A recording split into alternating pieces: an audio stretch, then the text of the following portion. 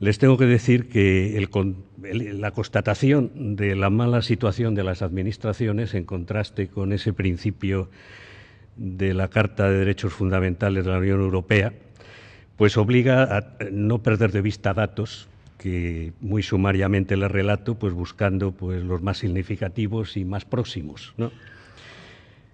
Habrán quizá visto en la prensa y en los comunicados de apertura del año judicial, en el mes de septiembre, que hay 6.000 millones de pesetas, que es de euros, que es el billón de pesetas, en pleitos contenciosos administrativos que tiene congelado el Tribunal Supremo solo en la sala de lo contencioso.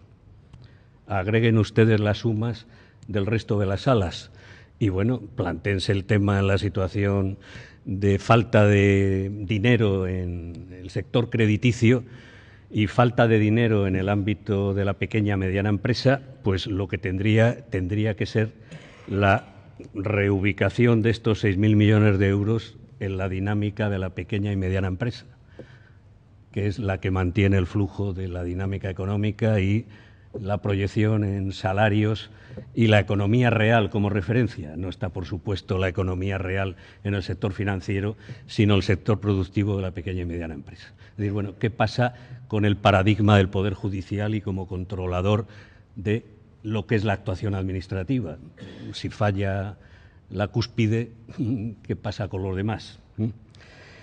Otro dato muy reciente, ahí están las noticias de agencias de 14 de enero, los municipios andaluces adeudan 2.200 millones de euros a empresas. Descendemos del nivel nacional a la comunidad autónoma. Es decir, ¿qué sucede con la gestión económica de los municipios? Porque, bueno, en principio, pues el sistema normativo es muy claro y se supone que si el municipio contrata tiene que tener habilitación de fondos y el interventor tiene que haber informado favorablemente y decir, bueno, y aquí como esto no sigue la ejecución del acto y no se paga al suministrador de pequeña, mediana empresa y, evidentemente, pues con el problema añadido de que la falta de receptividad bancaria a los créditos, pues resulta que le van a cortocircuitar y le van a expulsar a lo mejor del mercado como consecuencia del impago de la propia administración local. Más datos. He visto con enorme satisfacción la dimisión del alcalde de Carratraca, porque sin duda alguna no se puede ser un eficaz gestor en representación de una comunidad social con la cual se interrelaciona, pues teniendo que aplicar, sin ver muy claro desde los principios del sentido común, cómo tiene que afectar a 100 vecinos en su derecho a la vivienda. Sin duda, está en contradicción con el propio título, si quieren, lo que estoy diciendo, del marco de calidad de las administraciones. Había que llegar a la conclusión de que no hay marco de calidad y que si lo tuvo en algún momento lo ha perdido. Y que sin duda, pues el decir estas cosas en el 31 aniversario de la Constitución es lamentable. Es lamentable. Forges diría que es lamentable, ¿no? Y sin duda alguna, pues trato de ironizar porque saben ustedes que frente y en contraste con los conflictos, el chiste pues nos puede reordenar las neuronas y nos permite seguir pues en la vida y en la reflexión y ver las cosas, pues eso, seguir adelante, ¿no? Pero voy a ir hacia atrás, porque quizá hubo mejores momentos, y me voy a ir pues nada menos que al 19, que sin duda fue mejor que el 20, y me voy a ir a claves andaluzas. Anoche comentábamos que muchos aspectos positivos de Cataluña pues estaban con buenos andaluces que han emigrado a Cataluña y que ahí están pues incluso presidiendo la Generalitat de Cataluña.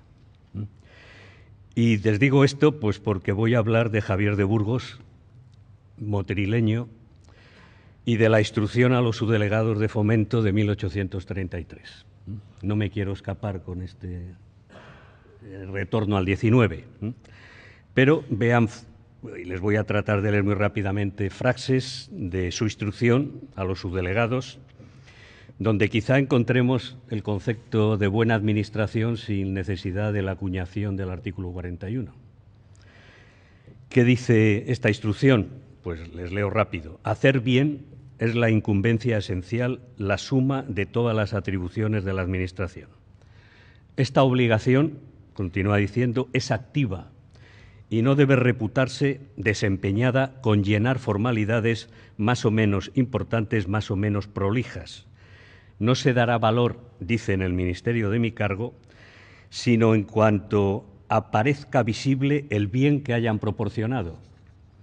Como pueden ver aquí, parece que el Ministerio dirige, no sé si todos los ministerios dirigen la estructura o simplemente están pendientes de lo que le indica el jefe de gabinete pensando en las elecciones, y generalmente le dice que ría mucho, sea muy simpático, aunque la risa que fuerce el titular pueda ser patética. Quiero decir que hay personas a las cuales no se les puede recomendar que rían porque puede ser un desastre estético, ¿no?, que contrasta con el buen diseño que aquí nos adorna, ¿no? Y a veces, pues incluso lo único que hacen es perder el tiempo porque tienen que estar pensando en lo que es la mejora de la estructura administrativa que dirigen, ¿no? Y yo les preguntaría, ¿quién piensa en esa estructura? ¿Quién piensa? Desde luego los profesores de Derecho Administrativo no, ¿eh? Ni los que no ejercemos profesionalmente y no nos distraen los clientes privados y solo tomamos la referencia de quien nos quiere preguntar en el ámbito público, ¿no? ¿Piensa el Ministerio? ¿Piensa el Gobierno de la Nación? Pues yo creo que no, ¿no? Yo creo que no, porque se interfiere, pues eso es el acto político en contra del otro que quiere estar en la gestión, ¿no?, política, ¿no? Si me permiten el contraste y el descenso de nivel, las empresas que funcionan, ahí tenemos una empresa que no es empresa porque es fundación, y en todo caso no es empresa con el módulo capitalista. En el Corte Inglés parece que sí que hay alguien que piensa, ¿no? Y bueno, pues evidentemente pues diseña cosas muy sofisticadas, como son las rebajas que se están celebrando, ¿no? Dice, bueno, ¿y quién piensa en contraste en el ámbito administrativo, ¿no? Yo, si me permiten la provocación, aunque pueda tener algún perjuicio académico, diría que hay dificultades hasta de saber quién piensa en la universidad, ¿no?, o en el sistema educativo, ¿no?, aunque parece que alguna reflexión hay, ¿no? Mi experiencia administrativa más directa que tuve en la Universidad de Salamanca como secretario de la universidad, pues fue el que cuando en cualquier recurso administrativo, o si el asunto era jurisdiccional, todavía peor, pues ¿qué tenía que hacer el secretario, que era un servidor de ustedes? Pues pasarse por las distintas dependencias para hacer el expediente que ahí estaba flotando, ¿no?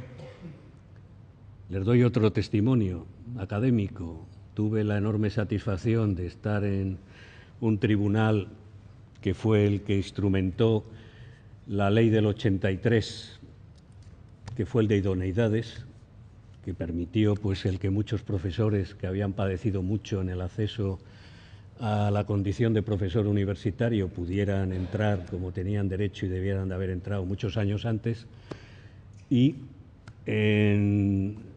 los profesores que fueron excluidos porque, bueno, pues prácticamente eran ágrafos y no tenían ninguna publicación en el área específica de Derecho Administrativo, pues en el momento que plantearon el recurso tuvimos que aprobarlos a todos e incorporarlos al cuerpo de titulares, porque una furgoneta entera, que era la documentación de los 31 candidatos, había sido triturada pues en el pase de la Universidad Nacional a Distancia, de un local donde había sido depositado, a la Universidad Autónoma. Y alguien decidió que eso molestaba y tenía que ser triturado, ¿no? Evidentemente se trituraron pues las historias académicas que había que presentar en original de 31 académicos, ¿no? Dice, bueno, esto pasa, sí, fíjese usted, pasa, y además les doy el testimonio en el área de Derecho Administrativo y en el ámbito universitario. ¿Qué puedo concluir? Pues miren ustedes, el que hay que volver a la tramitación coherente y rigurosa del procedimiento administrativo, que materialice efectivamente los contenidos del artículo 35 de la Ley 3092, electrificados, como les digo, por la Ley 11/2007. y operar razonablemente desde la evaluación, sin duda, de la calidad, pero con referencia en el procedimiento administrativo en los recursos administrativos. La gran afirmación que hizo el señor Moltó, su secretario en su momento del Ministerio de Administraciones Públicas, en este aula, que era que los recursos administrativos no servían absolutamente para nada.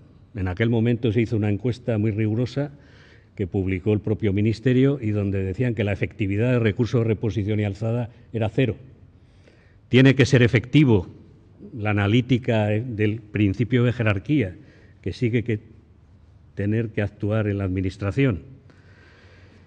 Y, por supuesto, pues bueno, organicemos la justicia. Organicemos la justicia. A mí se me ocurre una provocación para el Ministerio, y es el que, bueno, hay que ajustar los plazos a los 4 meses que el proyecto de ley de economía sostenible concede, pues, para resolver las situaciones conflictivas que tiene que resolver el proyecto como tal, y que da un plazo en 4 meses, que sin duda alguna pues es un mes más que los 3 meses tradicionales que han articulado los recursos administrativos y la propia secuencia de la ley. Y bueno, reparen en que a la Audiencia Nacional el proyecto de ley de economía sostenible le da el plazo de los 4 meses para iniciar los estudios, vamos, para la notificación de la resolución para cerrar páginas web. Tema que ha sido, pues, muy controvertido y que, por supuesto, pues bueno, pues si se hace valer como tal que ese proyecto pues sería la gran idea a aportar a la Agencia Estatal de Evaluación de Políticas Públicas. Ahí tiene, sin necesidad de más programas de trabajo, el referente pues para estudiar todas las cuestiones que desde el análisis procedimental permitan adecuar a los 4 meses esa referencia, sin duda alguna enormemente distorsionadora y controvertida, que es cerrar las páginas web. Atribución a la Audiencia Nacional, sin duda, es el lugar natural.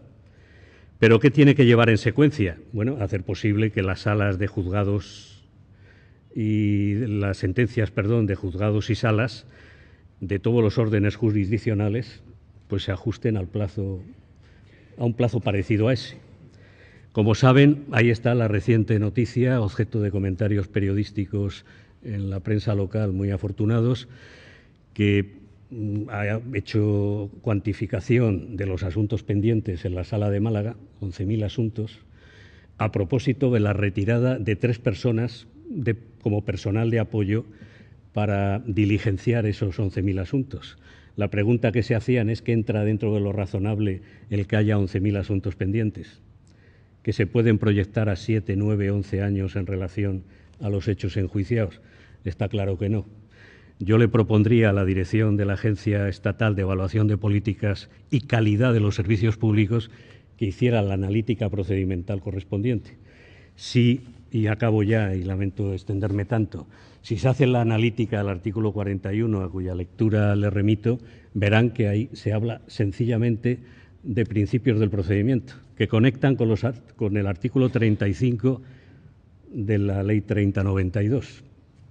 Es decir, volvemos, si quieren ustedes, a la instrucción de Javier de Burgos, a la instrucción del señor Seijas y a los fracasados intentos del profesor López Rodó y a los también fracasados intentos del ministro Eguiagaray, del ministro Rajoy y de sus 2 subsecretarios, Moltó y Rodríguez Arana. Y bueno, es lo que les puedo decir. Quizá hay que volver a categorías formales que son las que permiten materializar efectivamente derechos en plazos concretos y tasados. Concluyo y muchas gracias por su atención.